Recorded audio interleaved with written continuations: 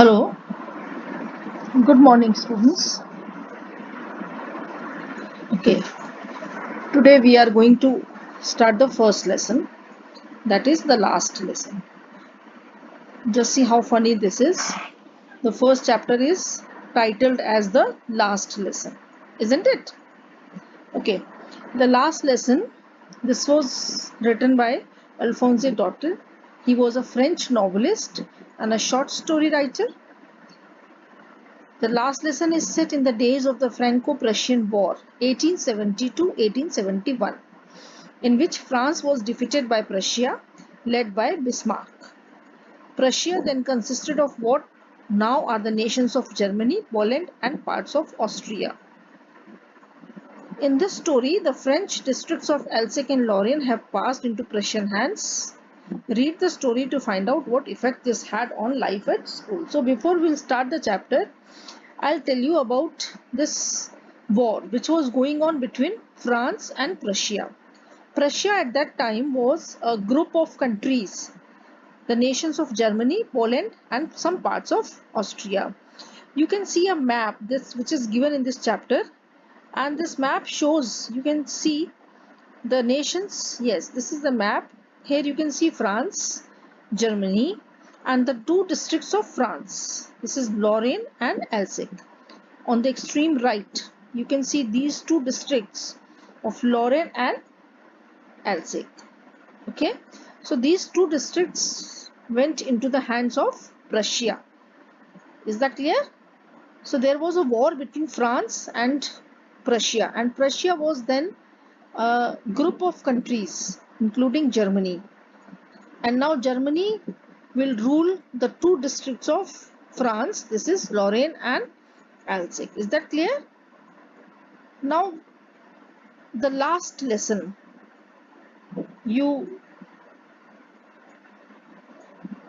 Yes, this is the last lesson. Now we do studies in the school and we do the lessons, first lesson, second lesson, third lesson. The last lesson, what does the what does the title, the last lesson suggest? The last lesson suggests that this is going to be your last lesson, and after that you are not going to do any lesson. Is that clear? But how is it possible that you are not going to read the any lesson after the last lesson? I mean, maybe you are going to attend the next class and you are going to do the lessons again, but the last lesson means that you are not going to do the lesson in that language again. So this is a chapter which the theme of which is language chauvinism. Now what does the word language chauvinism mean?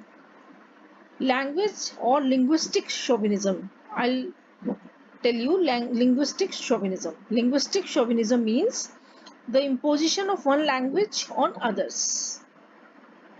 You know, language which is considered to be the cultural identity of people who use it. And for any country, for any people, for any group, language is the pride, because it's very important for anyone to know to use his language. And through this chapter, a very burning question has been raised. Like, there is a line in the chapter, will they make them sing in German, even the peasants? Means, can we impose on nature, on peasants, on birds, that they will also sing in German? No, we cannot. We cannot compel peasants to sing in German, to sing in any other language. So, through a very, through a small boy, French, little French, the story raises this question that even the birds and animals can't be forced to abandon their language. Then what forces a man to enforce a language on others? So this chapter shows that how important a language is for one's growth. Like we Indians, when we were under the British rule, it was very important for us to use our own language. You just think, if we had been, when we had been under the British rule, and suppose we were not allowed to use our language in the schools, we were not allowed to do Hindi in our schools, then how would we feel? It's a very pathetic condition that we are not supposed to use a language. There is a line given in the chapter. As soon as you have command over your language, it is as if you have a key to the prison. If you are in the prison and you know your language, it means you have a key to the prison. So a language is a very important thing for a country, for a man, for any people, isn't it? So here the Prussians, they wanted to rule over not only the territory of France but also over the minds and hearts of the people. And how can one conquer the minds and hearts of the people? By enforcing them, by compelling them to learn their language and to quit their own language. And we value the things when we lose it. So the pain and anguish of the students and the teacher is quite clear as everyone realizes that how things were taken for granted. So the lesson emphasizes the importance of the mother tongue for everyone and the need to realize the fact that it is our language which gives us our identity, which gives us our respect and freedom. Isn't it? Don't you feel like this? That it is very important for us to take pride in our mother tongue.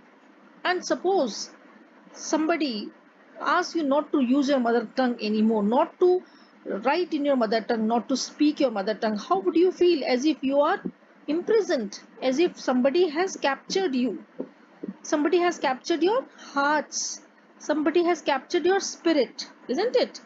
You have lost your identity. So this is the story of the chapter, the last lesson. Through a small boy, little French, who the chapter starts when he leaves for school, and usually he was not very particular about his studies, about French language. He never took interest in the language. He never took interest in his studies. He wanted to enjoy nature. He was going to school, and his teacher M. Hemmel used to be very strict teacher. But that day when he went to school, his teacher was not very strict. He was very polite, though he has already got late for the school, and on other days he used to be scolded by his teacher M. Hemmel. But today M. Hemmel is not very strict. Why? He couldn't understand what may be the matter now. On the way to school, he just looked at the bulletin board, and the crowd was there. But he didn't wait there to know what the matter was, and he just hurried back to school. In the school, he noticed so many changes, so many unusual things in the school. Like the teacher was very soft, he was not very strict, he was not using his ruler. There was absolute silence was there in the school, and even villagers were sitting on the back benches of the school, of the class.